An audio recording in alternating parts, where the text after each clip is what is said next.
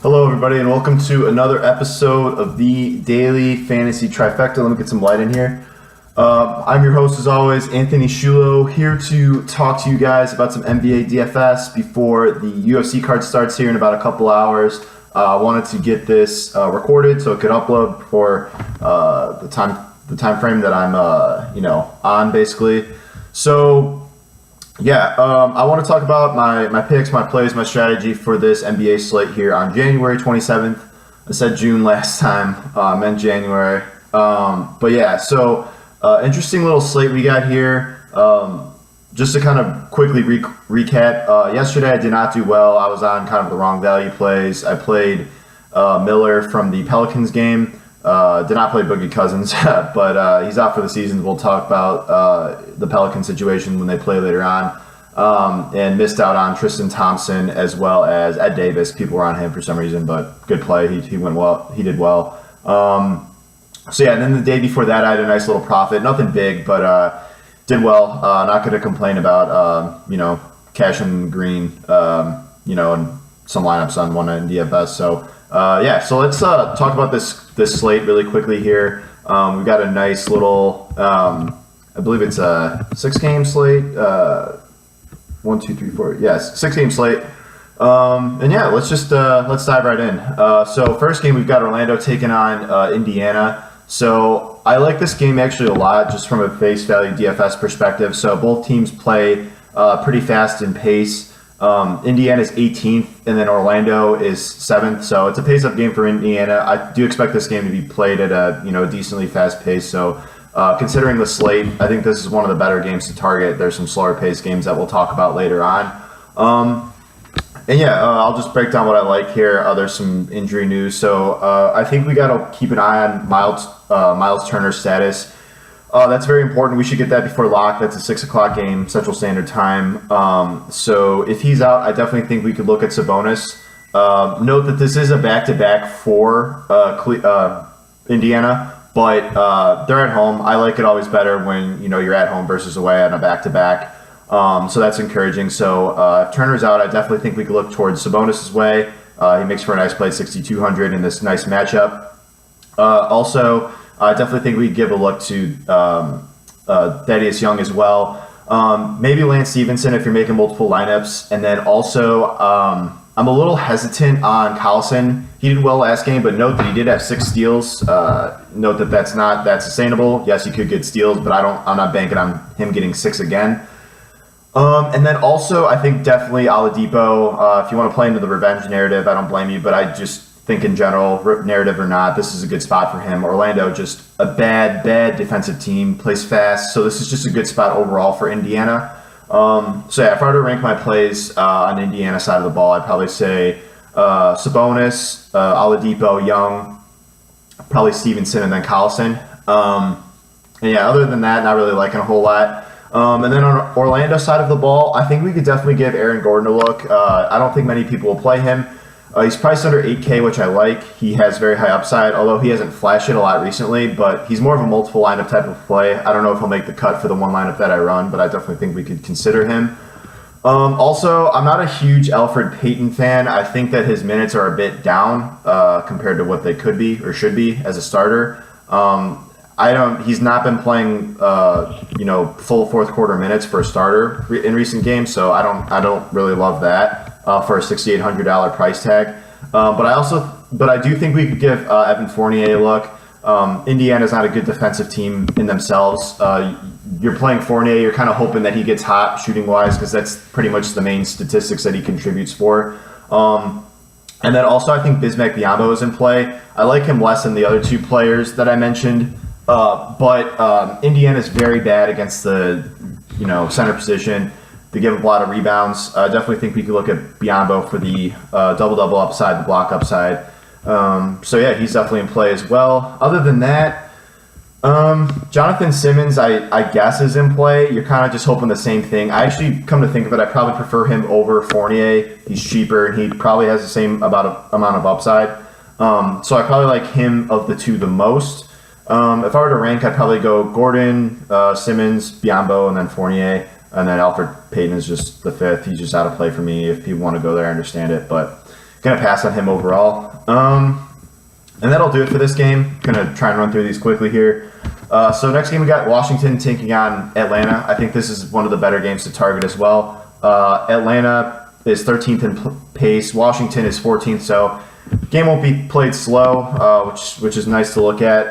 Note that John Wall is out. He, I believe, has a knee injury. Thomas, probably Satoransky is supposed to start for him. Probably pronouncing that wrong.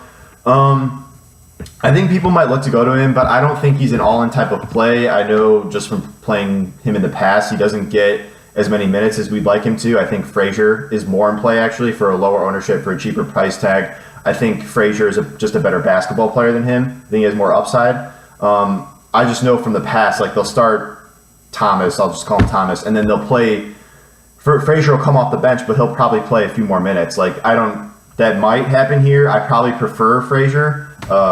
So far, I'm definitely considering him more than Thomas. I like Frazier more. I think he's in play.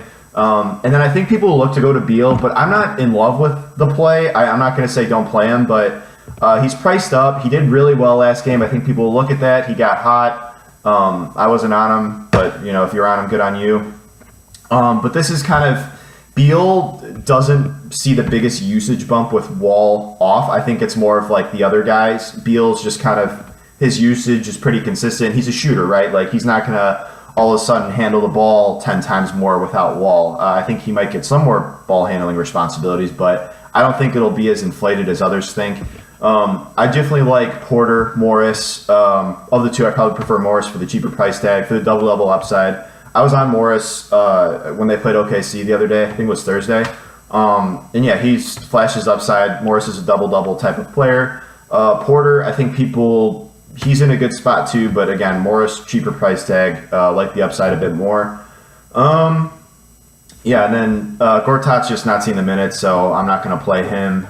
People might look to go to Oubre Jr., but I think Morris has a bit more upside for a little bit more expensive price tag. Other than that, Washington, not really considering anybody else. On Atlanta side of the ball, though, I think we could definitely give a look to Taurean Prince. He did well last game. I expect him to be popular. This is a buy low spot on him. Could he fail in the spot? Sure, but I think his upside's too high to ignore. It's a positional scarcity type of play. There's not really a whole lot I'm loving at the shooting guard, small forward position, so I definitely think he's in play. And then also, Ilyasova, I understand it, but I'm probably not going to look to go there. It's a buy low price on him, but his minutes have been down recently. I think Collins is a bit in play, but I don't love his minutes. I'd like to see him get about 30. Now he's averaging around 20 or so, so not really loving a whole lot there. Dedmon's back in the mix, so he'll eat into his minutes. And then people might look to go to Bazemore. I don't hate the play, but for a cheaper price tag for potentially more upside, I probably prefer Prince. I just think that he played bad the last few games, and now he's finally coming back to earth. Regression is happening with him. He's starting to play better. He's a guy that should be priced around 5K. Now he's 4.6. So I just like Prince a little bit more. Other than that, honorable mention. I just thought I mentioned him on Washington. I think maybe give Mike Scott a look. He's a guy that comes off the bench that has flashed upside for a $3,500 price tag. I don't mind if you're making 10, 15 lineups throwing him in one. I don't think he'll be popular, and I think this is a decent spot for him. So don't hate the play on Mike Scott. And then I'm not loving Schroeder. Just too pricey. I don't think the upside is there. He's just not playing like his normal self. So until he does, I'm not going to consider him. Then that'll do it for that game. Next game we got Charlotte taking on Miami. Same thing with Miami's before. They play slow, very tough defensive team. Dragic is back. Tyler Johnson is supposed to play as well. And this game won't be played at a super high pace. This is technically a pace-up spot for Miami. Charlotte is 9th in pace. Miami's 28th, so somewhere in the middle is probably where I'd guess it'd be played. But it's a hard spot for Charlotte. I understand some of their plays have been doing well recently. Howard's been doing all right. But if I'm only looking at one guy on Charlotte, it's probably Batum. I just think he's a little too cheap compared to his talent, compared to his upside. He's under 6K. He's shooting guard, small forward eligible. So, like I said, the same thing with Price. There's positional scarcity. I don't think he'll be that popular. So, I definitely like Batum the most on Charlotte's side of the ball. And then other than that, I'm pretty much a pass. I don't know why people were on Kid Gilchrist yesterday, and he went off too. It was just bizarre. I didn't understand it, but okay, if you're on, I'm great, I guess. He was just he was almost 30% owned in the tournament I was looking at. I was just what was the intrigue with Gilchrist? I didn't know. I didn't understand. And then he went off anyways, pretty scary. So I'm just going to pass. If Gilchrist goes off again, then he goes off again. That's whatever. I'm just going to not look at that. On Miami side, I do have interest here. I think Whiteside is just too cheap at the $7,600 price tag. People might look at his performance last time against this team. They played only a few games ago and see that he didn't hit the upside, but I think Whiteside has high upside in every matchup that he's in, especially under 8K. I definitely have interest in him. He's just too cheap. And I also think we could look at Dragic here. He's 2 games, and this is his second game back since injury, so I like him in the spot. We still don't have Waiters in the mix. Johnson is back, but I think that he might slowly be worked back because he's missed a few games, so who knows. I expect Dragic to get his full allotment of minutes if the game stays close. And I expect it to, so there you go. I like Dragic probably the most. I think James Johnson's okay, but I was looking at his minutes. They're not as high as I'd like them to be. I don't know if that's a matchup thing, but I'd like to see him exceed 30. And it wasn't even a blowout type of situation. He was playing less than 30 minutes in games that weren't blowing out. So I think we could give him a look. I think he's in play for that cheap price tag at 54. But I just think that there might be better options on the slate. Like I said, Morris, Prince, Batum even. So I don't really know how much I want to invest in Johnson, but I do think he's in play. You could consider him. I don't think he'll be popular. So, you could definitely give James Johnson a look on this slate. That'll pretty much do it for this game. Not one of the most intriguing games on the slate, but thought I'd give it a mention. There's some plays to consider there. Next game, we've got Boston taking on Golden State. This is an interesting game. I think people will attack this game because it's, this is the potential finals matchup, right? You got arguably the best team in the East versus the best team in the West. So I think this might be popular, but I don't think it, I don't know if it should be popular, basically. Both teams, Golden State does play fast, but they play really good defense, and Boston plays really slow, and they play really good defense just overall. Both teams' defensive efficiency is very high. The only position you could really attack on Boston is the point guard because it's Kyrie Irving. Although I think his defense isn't as bad as others think, he's he's the weakest defender on the team. So Curry, you could look at Curry, sure, but he's just 10K in this matchup. I'm just going to pass. If people want to go there, I understand. Now, we do need to watch Kevin Durant. He is he's listed as probable, but he's got the Q tag next to him. If you, for whatever reason, is ruled out before lock, then I think we could look at Thompson, Green, and Curry. Of the 3, I like Thompson and Green the best. Thompson first, Green second. Thompson, I just think is way too cheap at 6,100, even in this matchup. I was on him against Minnesota, and he did well. He was the reason why I cashed. I wouldn't have cashed if he didn't go off. I think Thompson is definitely in play for that cheap price tag. Kind of bouncing around on both sides, but then Curry just a pass. Durant, if he plays, I'm a pass on him as well. And then Green, if he fits the build, he fits the build. I'm just not going to go out of my way to roster him at a $7,700 price tag in this type of matchup. But Green always has that triple-double upside. That's what we like, and I do think that he could 6x that salary. But I think Thompson's more likely to do it, so that's why I like Thompson more. Other than that, Jordan Bell is still out. Patrick McCaw's questionable.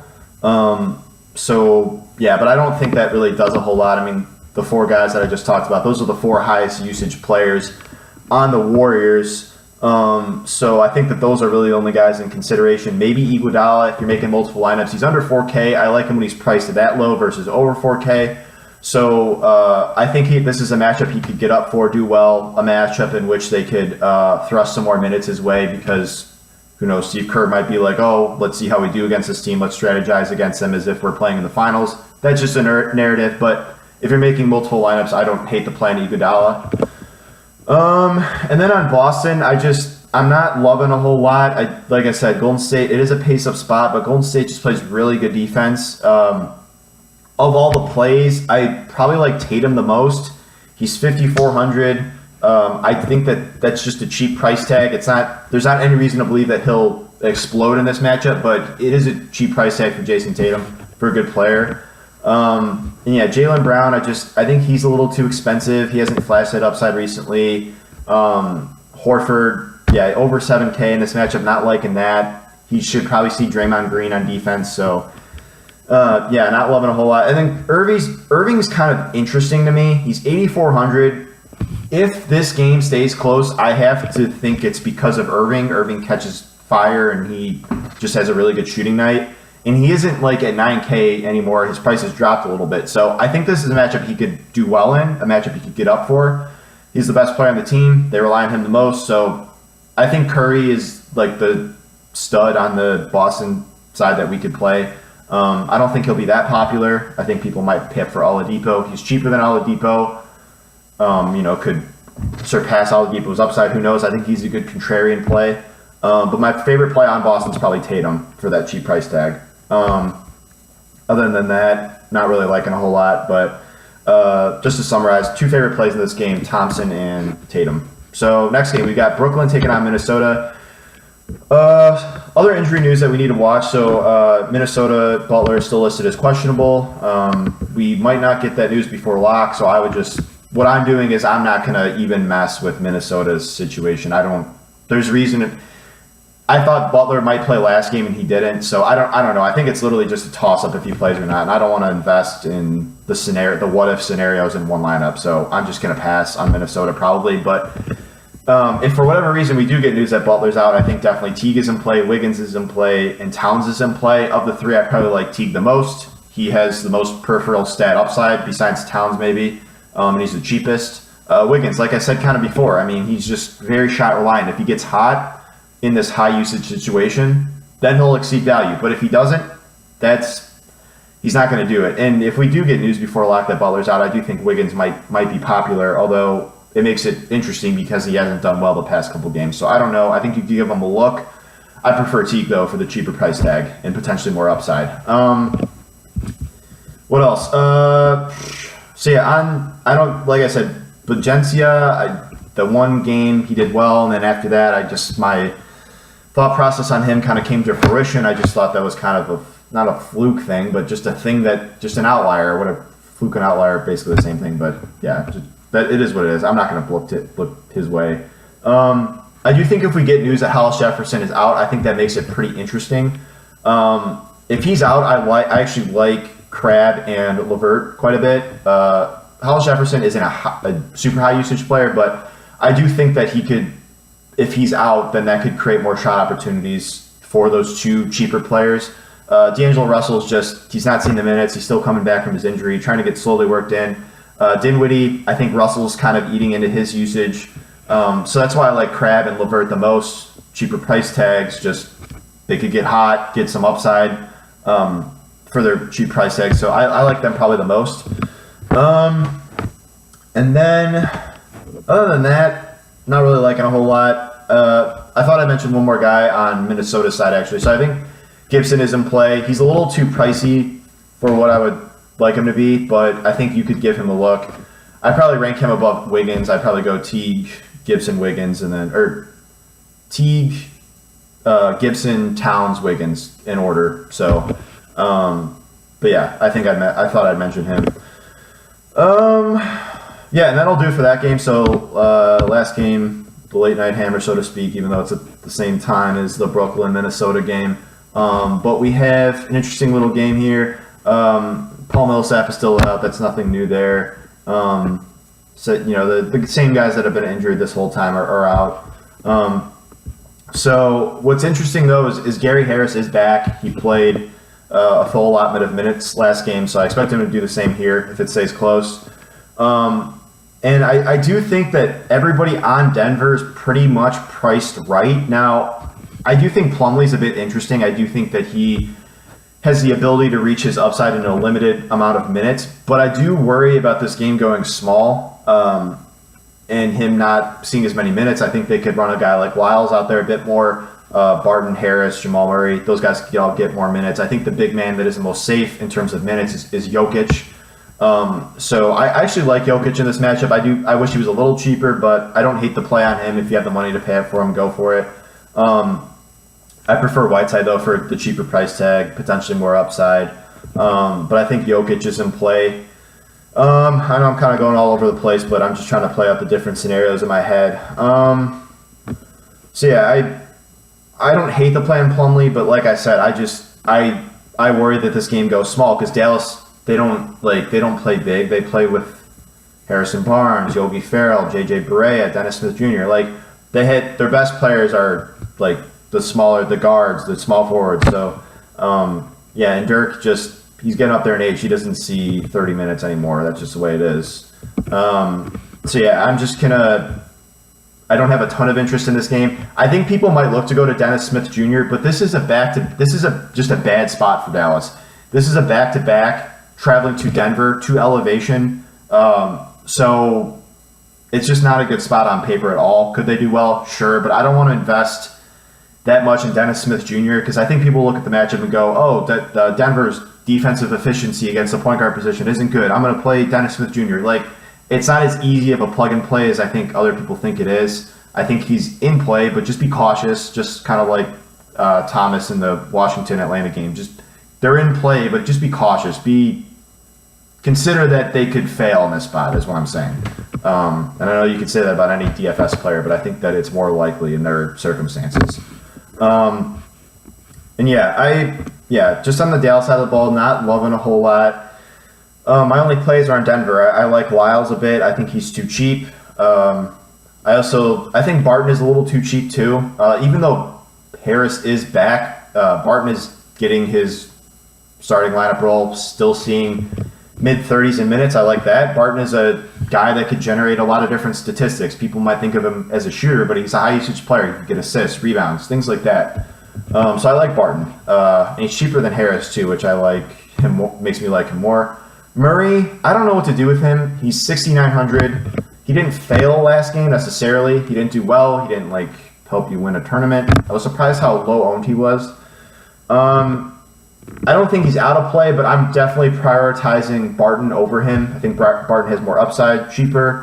And yeah, Lyles and Barton are my two favorite plays, and then I think Jokic is in play as well, but not really loving the situation with Harris and Murray in terms of their price tags, so probably going to pass on them.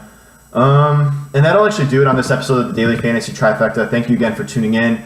Again, you can follow me on Twitter at SHOE_LOW. That's at Shulo. I will try to be back tomorrow. Like I said, I'll run the videos out when I have the time. Like I said, it takes a while to upload these, so I kind of need to allow that extra time.